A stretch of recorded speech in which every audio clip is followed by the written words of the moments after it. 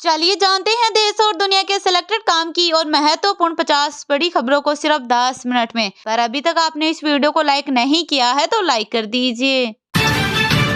प्रधानमंत्री नरेंद्र मोदी ने 12 फरवरी को वीडियो कॉन्फ्रेंसिंग के जरिए रोजगार मेला में लिया हिस्सा। 1 लाख अपॉइंटमेंट लेटर बांटे। कहा, पहले नियुक्ति में देरी कर होता था रिश्वत का खेल, हमने प्रक्रिया को बनाया पारदर्शी। पश्चिम बंगाल में टीएमसी नेता पर यौन उत्पीड़न का आरोप। स्मृति ईरानी बोली, कम उम्र की हिंदू लड़कियों को रात में उठा रहे टीएमसी के गुंडे। राज्यों में डिप्टी सीएम की नियुक्ति असंवैधानिक नहीं, सुप्रीम कोर्ट ने कहा, यह सिर्फ एक ओहदा, कोई अतिरिक्त लाभ भी नहीं मिलता। महाराष्ट्र के पूर्व सीएम अशोक चव्हाण ने कांग्रेस छोड़ी। 13 नेताओं के साथ भाजपा ज्वाइन कर सकते हैं। फडणवीस बोले, आगे आगे देखिए होता है क्या। चंडीगढ़ में किसानों केंद्रीय मंत्रियों की मीटिंग जारी। दिल्ली कुछ पर अंतिम फैसला होगा। पंजाब हरियाणा बॉर्डर सील, दिल्ली में धारा 144 लगाई।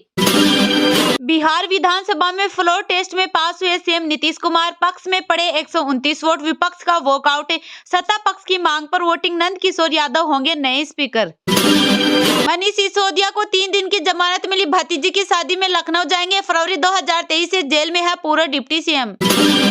राहुल की न्याय यात्रा 1 हफ्ते पहले खत्म होगी। पश्चिमी यूपी नहीं जाएंगे। 10 से 14 मार्च के बीच मुंबई में आखिरी दिन, पहले 20 मार्च था। कतर ने 8 पूर्व भारतीय नौसैनिकों को रिहा किया। 7 भारत लौटे। जासूसी का आरोप था, इनकी मौत की सजा कैद में बदली थी। केजरीवाल का दिल्ली में अकेले चुनाव लड़ने का संकेत। बोले, लोग 7 सीट आपको देंगे। पंजाब चंडीगढ़ में भी गठबंधन से इनकार कर चुके। तमिलनाडु गवर्नर का विधानसभा से वॉकआउट। 2 मिनट में सदन छोड़ा। भाषण पढ़ने से इनकार किया। बोले, इसे पढ़ा तो संविधान का मजाक बनेगा।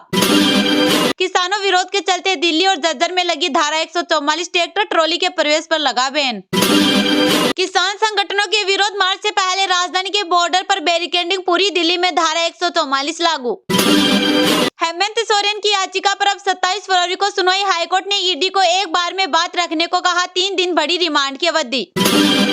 आम लोगों की जेब लूटी और अग्निवीर योजना युवाओं से छल। कोरबा में यात्रा के दौरान राहुल गांधी का केंद्र पर हमला। कहा, जीएसटी नोटबंदी से पूंजीपतियों को फायदा। कटघोरा में बुनकरों वकीलों से मिले।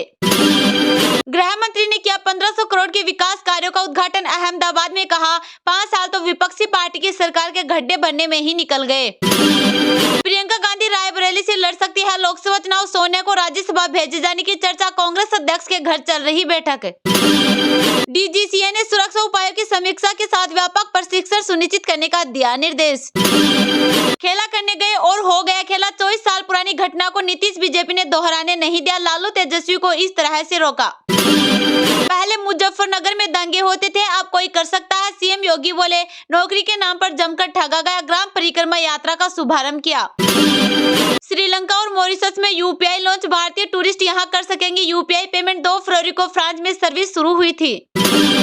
राज्यसभा उम्मीदवार हो सकते हैं कमलनाथ। सोनिया से मिलने के बाद बदले समीकरण। पटवारी अरुण की दावेदारी को लग सकता है झटका। गुजरात से अयोध्या जा रही आस्था स्पेशल ट्रेन पर पथराव। महाराष्ट्र के नंदुरबार के पास हुई वारदात। रविवार की रात सूरत से रवाना हुई थी ट्रेन। राज्यसभा चुनाव के लिए भाजपा के 14 उम्मीदवारों का ऐलान। सुधांशु त्रिवेदी, आरपीएन सिंह और सुभाष बराला का नाम शामिल। 27 फरवरी को होगी वोटिंग।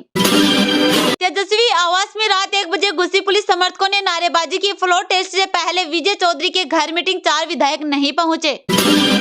ओवैसी बोले, सीएए धर्म के आधार पर बनाया गया। इसका मकसद मुस्लिमों दलितों को परेशान करना। हम कानून का विरोध करते रहेंगे। उद्धव बोले, कट्टर हिंदू हूँ लेकिन मुस्लिम हमारे साथ। वे कहते हैं शिवसेना बीजेपी का हिंदुत्व अलग। आपसे घर का चूल्हा जलता है, वे घर जलाते हैं। दिल्ली कुछ पर अड़े किसान। Punjab Haryana border seal. सिंगू टिकरी पर बैरिकेडिंग। सिरसा में 2 टेम्परेरी जेलें बनाई गई। चंडीगढ़ में धारा 144 लागू। दिल्ली में 57वीं विंटेज कार रैली का आयोजन। केंद्रीय मंत्री हरदीप सिंह पुरी ने दिखाई हरी झंडी। कारों की परफॉर्मेंस के हिसाब से चुने गए विन। सलमान पर गैंगस्टर लॉरेंस कभी भी हमला करवा सकता है। नेहरा बोला, हर राज्य में उसके 300 से ज्यादा गुर्गे। विदेशों में भी मर्डर कराए। दिल्ली हरियाणा सीमा। दिल्ली चलो विरोध मार्च के मद्देनजर सिंगू बॉर्डर पर सुरक्षा व्यवस्था कड़ी कर दी गई। सीबीएसई ने जारी की फेक सोशल मीडिया अकाउंट की लिस्ट। सावधान रहने की दी सलाह है। उत्तर 24 परगना के संदेश खाली में हिंसा को लेकर बीजेपी विधायकों ने विरोध प्रदर्शन किया। कर्पूरी ठाकुर के परिवार से मिले पीएम मोदी, भारत रत्न से सम्मानित करने पर परिजनों ने जताया आभार। राजकोट में जीतने पर ऑस्ट्रेलिया को पीछे छोड़ देगा भारत, चीज पर भी पहुंच सकती है टीम इंडिया। यूपी में साइबर ठगों ने क्राइम इंस्पेक्टर को बनाया निशाना, जालसाजों ने मोबाइल फोन किया हैक। हरियाणा के मुख्यमंत्री मनोहर लाल खट्टर ने कहा, सरकार के लिए गरीब के हक सर्वोपरि, प्रदेश की 2.80 करोड़ जनता मेरा परिवार। बिहार विधानसभा में फ्लोर टेस्ट में पास हुए सीएम नीतीश कुमार, पक्ष में पड़े 129 वोट, विपक्ष का वॉकआउट, सत्ता पक्ष की मांग पर वोटिंग, नंद किशोर यादव होंगे नए स्पीकर। बिहार में नीतीश कुमार ने फ्लोर टेस्ट पास कर लिया है। वोटिंग से पहले विपक्षी सदस्यों ने सदन से वॉकआउट किया। इसके बावजूद सत्ता पक्ष ने सदन से वोटिंग की मांग की। बहुमत की इस लड़ाई में पक्ष में 129 वोट पड़े, जबकि विपक्ष में एक भी वोट नहीं पड़ा। इससे पहले सदन में चर्चा के दौरान जमकर हंगामा हुआ। सदन को संबोधित करते हुए नीतीश कुमार ने कहा कि बिहार में 15 सालों तक लालू राबड़ी की सरकार थी। उन दिनों शाम में कोई घर से बाहर नहीं निकलता था। 2005 से हमें काम करने का मौका मिला। हमारी सरकार में आरजेडी को जब शिक्षा मंत्रालय मिला तो वहां गड़बड़ी ये लोग करने लगे। इनके माता पिता को 15 साल तक काम करने का मौका मिला, लेकिन उन्होंने क्या किया, हमने हिंदू मुस्लिम का झगड़ा बंद कराया। फ्लोर टेस्ट पर बिहार के मुख्यमंत्री नीतीश कुमार ने कहा, जब ये लोग साथ है तो हमने बाकी सब लोगों को एकजुट करने के लिए यहाँ पर बैठक भी की। मैंने इतने दिन मेहनत की और मैं सबको एकजुट कर रहा था, लेकिन कुछ हुआ। कांग्रेस पार्टी को डर लग रहा था। हम बार बार कह रहे थे कि बाकी पार्टियों को एकजुट कीजिए। हमें बाद में पता चला कि इनके पिता भी उनके साथ हैं। तब मुझे पता चला कि कुछ होने वाला नहीं है और फिर मैं अपनी पुरानी जगह एनडीए पर आ गया, जहाँ मैं बहुत पहले था। बिहार सरकार में मंत्री विजय कुमार चौधरी ने अपने संबोधन में कहा कि कुछ तो मजबूरियां होगी, यूं ही कोई बेवफा नहीं होता। विजय चौधरी ने कहा कि तेजस्वी क्रेडिट लेने पर जोर दे रहे थे, लेकिन जब वो सरकार में थे तो हम भी तो थे। मैं शिक्षा मंत्री था, इसलिए क्रेडिट हमें भी दीजिए। प्रधानमंत्री नरेंद्र मोदी ने 12 फरवरी को वीडियो कॉन्फ्रेंसिंग के जरिए रोजगार मेला में लिया हिस्सा।